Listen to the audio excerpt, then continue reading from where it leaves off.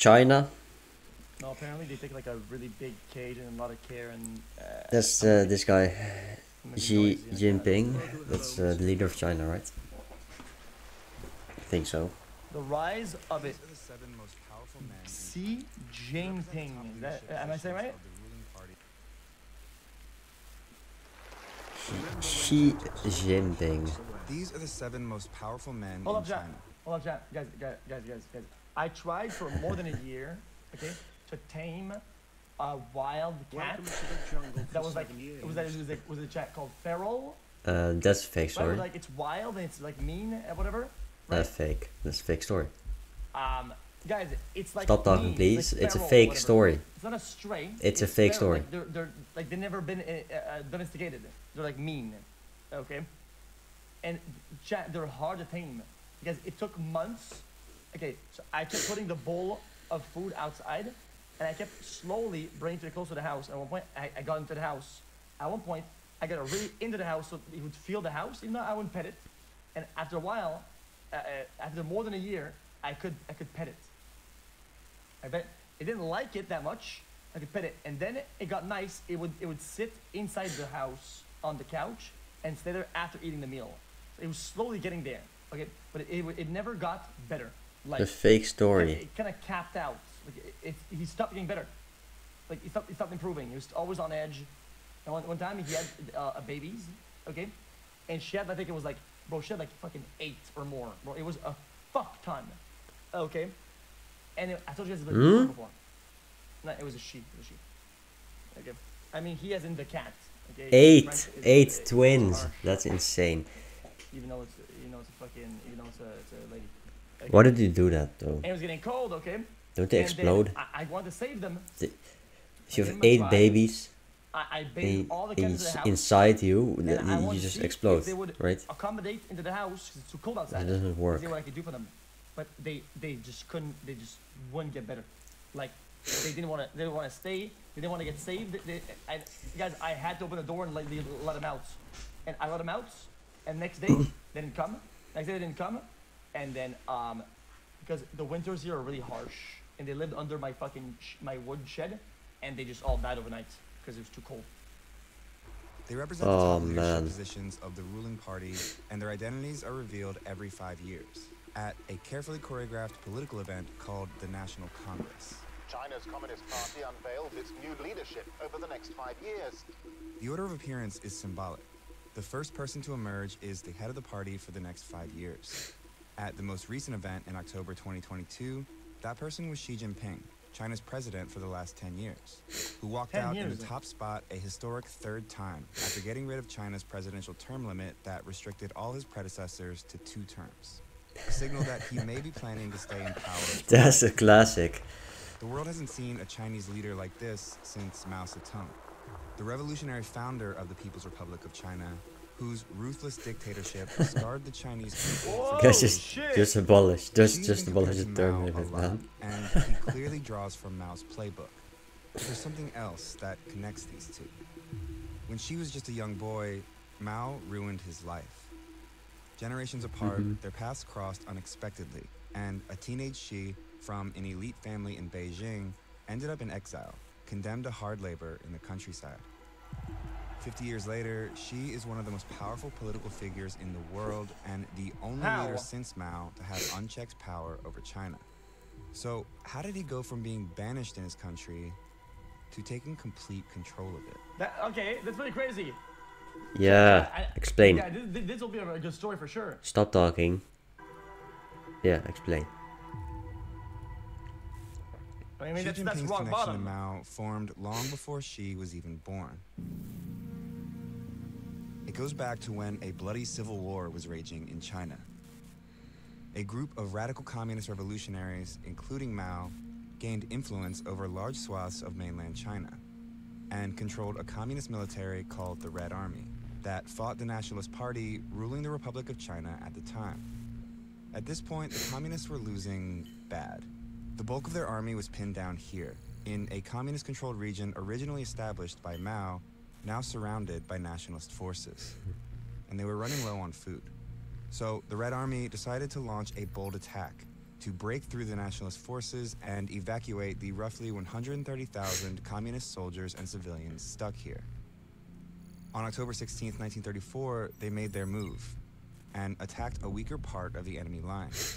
They broke through, and even though their numbers quickly dropped, with thousands dying and thousands more fleeing to the countryside, Classic Chinese war. around 86,000 stuck together and pushed on. This was the beginning of a year-long historic retreat called the Long March, the journey to establish a new communist base far from the nationalist forces. Mao, who used to be a military leader, wasn't in charge at this time.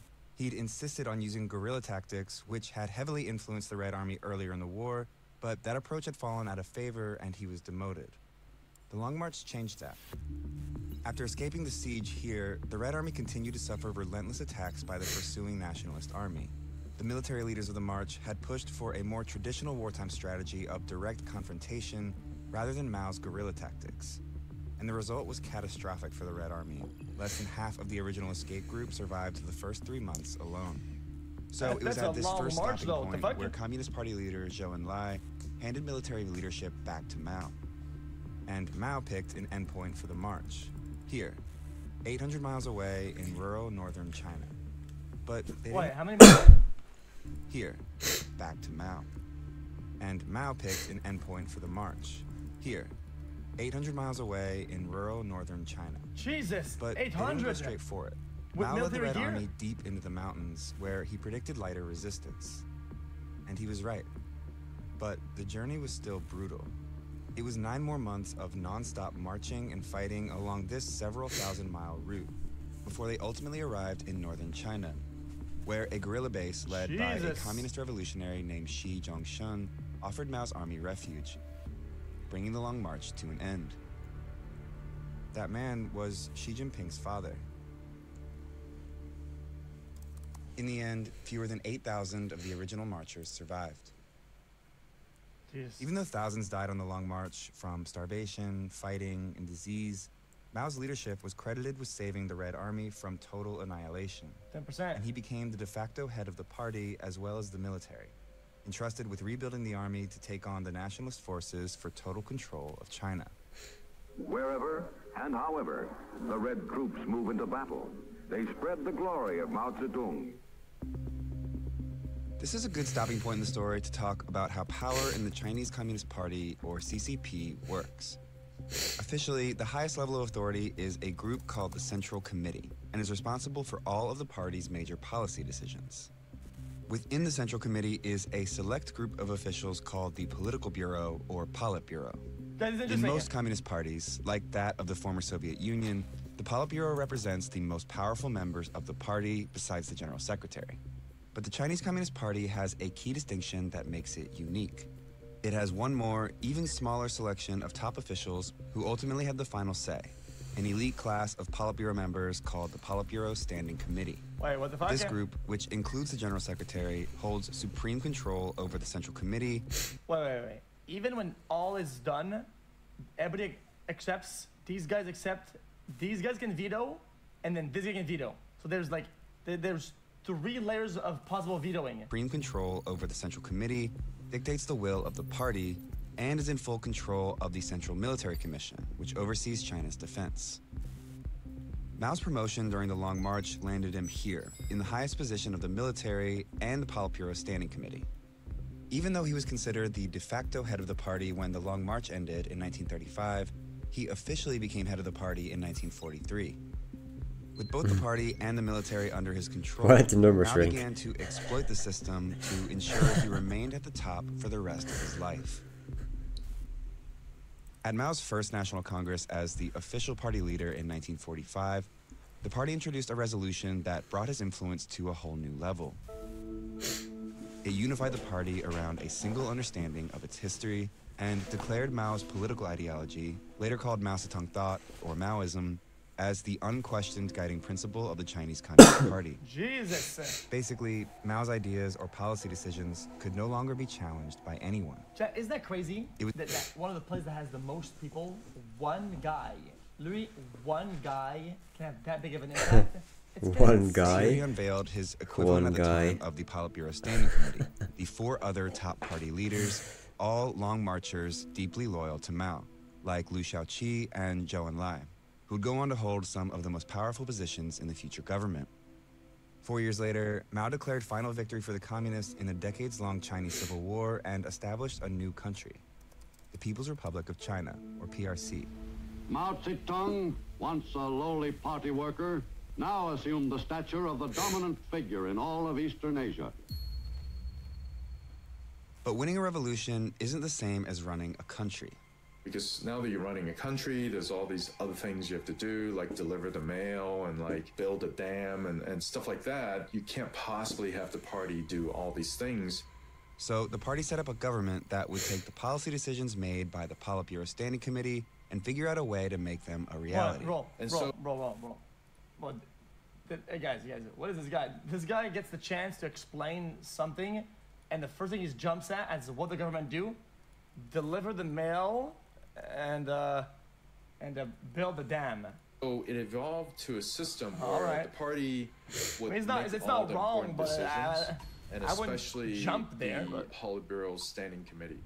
Then, as it is today, many of these decisions would go to the State Council. So the State Council is the highest decision-making body on the state side, led by the Premier of China. Maintain roads, water infrastructure, motherfucker. Premier of China, by the way, is almost always a member of the Politburo Standing Committee. One way Mao kept a tight grip on power over the years was by promoting those loyal to him to top positions in the party and government, whether they had government experience or not. For example, Zhou Enlai, the former party leader who helped Mao rise to power during the Long March, became China's first premier. The advantage of that is that they could never challenge him. The disadvantage of that is they didn't know what they were doing, and so administration suffered, policy outcomes suffered. Long March survivors often became party elites under Mao. Xi Jinping's father, for example, was appointed Secretary General of the State Council. Jeez. And as the son of a Long Marcher, young Xi was given the informal title of Princeling. Mao succeeded in never giving up his power during his lifetime. His unchecked policies resulted in massive famines and widespread persecution that cost between 40 and 80 million lives over a span of decades, and culminated in the disastrous Cultural Revolution, a violent final attempt from Mao to consolidate his power and force loyalty to the practice of Maoism. 80? The idea was to make himself and his ideas eternal, the way he viewed communist figureheads like Lenin and Marx before him. Anyone that didn't fall in line with Mao's ideology was publicly humiliated, impoverished, excluded from society, and in many cases, executed. Either at the hands of the army or by a militant youth group obsessed with enforcing Maoism, the Red Guards. Chad, did anyone ever stop and say, what if the guy behind me didn't get it fully right? What if some of the what he thought about were flawed? What if like one of the 10, 20 concepts could be better? Is it just GG forever then? Yep. It's just eternally wrong? No, they just need another war and 10 million dead. Even those closest to the dictator weren't safe from his purges during the Cultural Revolution. High-level officials, including members of the Politburo Standing Committee and Long Marchers, were removed from their positions. Liu Shaoqi was denounced as a traitor and died while imprisoned under harsh conditions. Mao also removed the chief of staff of the army and replaced him with a Maoist, leaving no one left to oppose him in the military. Mao's handpicked successor, who always appeared loyally by his side in photos and propaganda posters, died under mysterious circumstances when his plane crashed as he was fleeing to the Soviet Union. That's Mao later denounced him as a traitor. He denounced Xi's father too. This is a photo of Xi Sr. being restrained and publicly criticized by the Red Guards at the height of the Cultural Revolution. He would remain a prisoner in Beijing for 8 years following this. With his father purged, Xi Jinping, 15 at the time, was expelled from his elite school in Beijing and sent to work in the countryside. Jesus! He had to live in a cave and, do hard manual labor. His food was barely enough for, a growing young person. And Chairman Mao was responsible for all of it. But then, Mao died. The Cultural Revolution ended. His successor was Deng Xiaoping, one of the Politburo Standing Committee members who was removed from power during the Cultural Revolution, who, just before Mao died, started making a promise to fellow exiled party veterans. Deng Xiaoping signaled credibly to all the surviving long marchers that he wanted to rehabilitate people. So when Mao died, they all supported the rehabilitation of Deng. And as soon as Deng was rehabilitated, he went ahead and rehabilitated all these people. With experienced leadership back in place, the party needed to figure out how to prevent something like this. In this case, experience, does that mean also educated, or just experience because they did it before, but now that they know what to do? Both. From ever happening again. In order to undo Mao's cult of personality, the party introduced a second historical resolution in 1981. It condemned periods of Mao's rule and emphasized a renewed commitment to collective leadership, vowing to oppose the consolidation of power around one person moving forward. What is successors to Mao? What is that? Oppose the personality cult. What is that? The personality cult. Oppose the consolidation of power around one person moving forward. The successors to Mao didn't want a dictatorship, so they divided up these positions and put them in the hands of different people.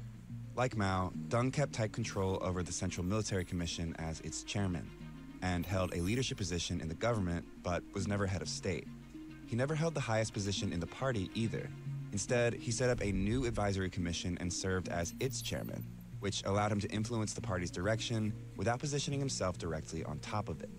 This allowed a power-sharing structure while still making Deng the de facto leader of China until he stepped down in 1989, following the army's massacre of students protesting in Tiananmen Square. A protester suddenly ran into the middle of the street and in front No, that's of fake. the oncoming tanks. Anger at That's not Deng real. Xiaoping, Not the real. entire Not Chinese ever. government. It had the real feeling of rebellion in the streets That's of not. Beijing. This is People fabricated. want to fight the military out of their city. Deng and his This is ideology, fabricated. which moved away from Maoism, set a precedent of sharing power. He opened up China and established economic ties with these countries, and was the first PRC leader to visit the U.S. in 1979. Today we take another step in the historic normalization of relations which we have begun this year. Deng's reforms became the foundation for decades of economic prosperity that led China to having the world's second largest economy over time, and being on the verge of becoming the world's next superpower. Communism is creating a consumer society. It also reminds you that the standard of living in China is going up. Here, capitalism rules. One thing power sharing did lead to was a lot of policy innovation and then some degree of decentralization, and both of these things helped China's economy enormously. Which is why this period of economic growth and reform, stretching over roughly 30 years, is known as the Deng era. Chad, doesn't Whether that we wanted lead to to or not, like a human exploitation and whatnot?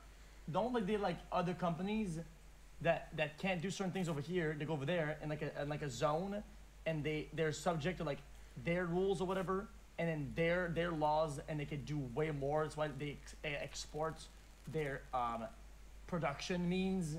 Just because it's cheaper. And at like a lower cost. Deng kept his word and never tried to consolidate absolute power around himself. He did end up sharing power, and that set the stage for power sharing in the party until the rise of Xi Jinping. So what was Xi doing all this time? When Mao died in 1976, Xi was back in Beijing studying communist philosophy. Even though the Chinese Communist Party had ruined Xi's family, he had joined it, just as the Cultural Revolution was winding down. But why?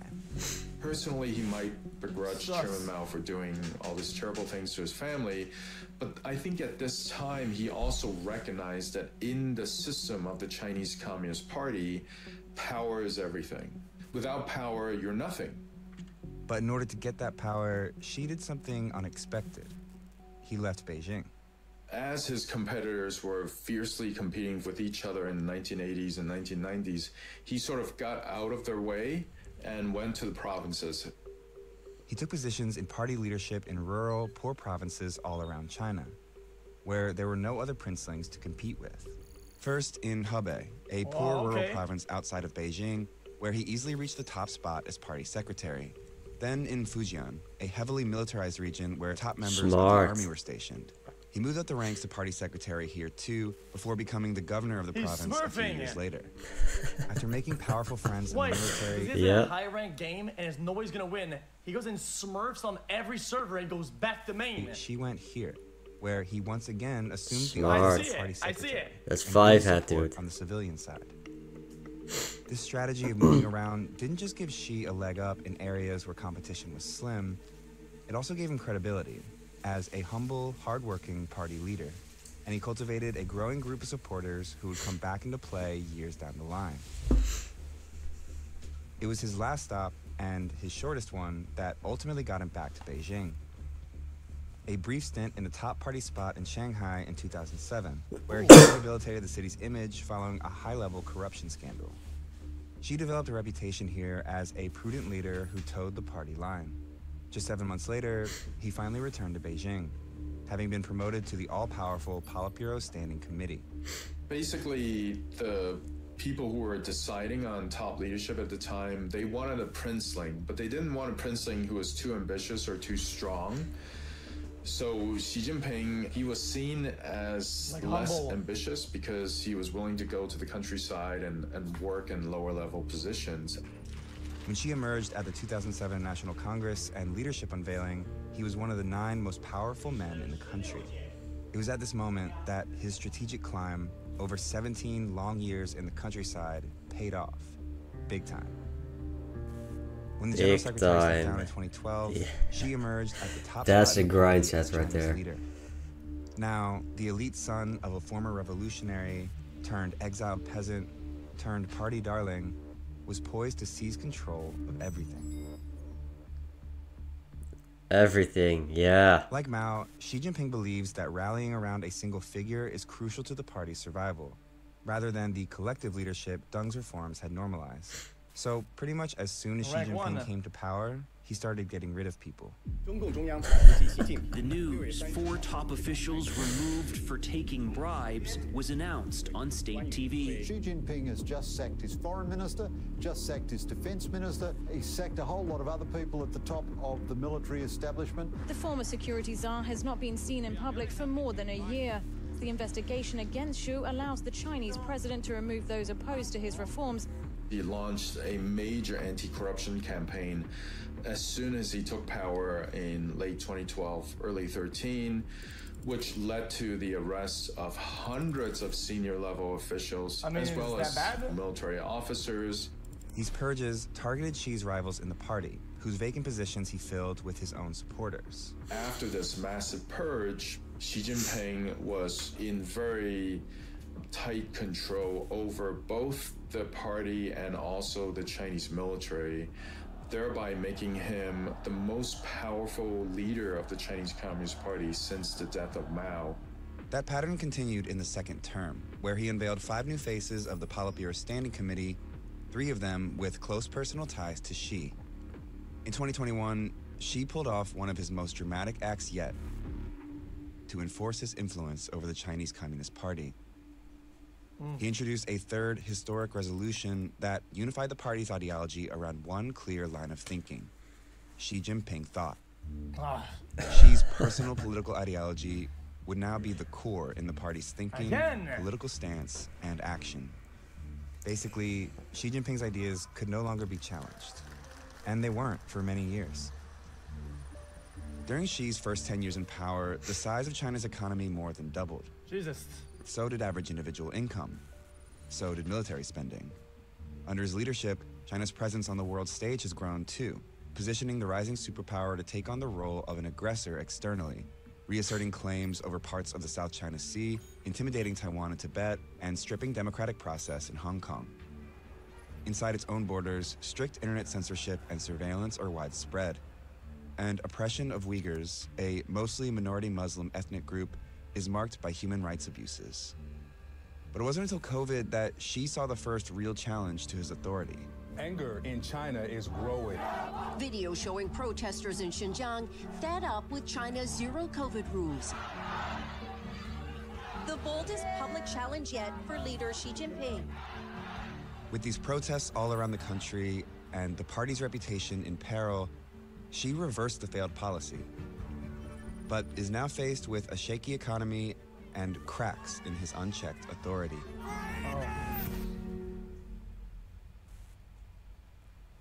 It was just weeks before the widespread protests at the 20th National Congress in 2022 that Xi walked out in the leading position a third time. Chat, but how was the global economy doing in those years? Just a check it. Chat, how was the economy for everybody and shit? It was I think it was pretty fucking dog shit. The economy. It was just weeks before the widespread protests at the 20th National Congress in 2022 that Xi walked out in the leading position a third time. He'd already locked in the presidency for another 5 years and unveiled a Politburo Standing Committee completely packed with those loyal to him. After removing the final senior members of the party that had ties to his predecessor. Why is this the final stage now, of the plan? there is no one left in party or military leadership whose ideology differs from Xi. I don't think anyone can push him out at this point. I think he will be the most powerful leader in China as long as he's alive and conscious. Thanks so much for watching this episode of Atlas. So That's many it? teams worked on this piece. A small army of editors, that was animators, interesting. and researchers helped bring this complex Chills. story. I learned, chat. I learned it. Interesting. Now I get it now. I get how it works now, dude. Cap. I think. Oh yeah, I can link it, sure. I mean, Vox is usually biased because it's like a super like left-handies, but I mean, I didn't see a lot of people in chat saying that something is wrong or this is wrong, so. Well,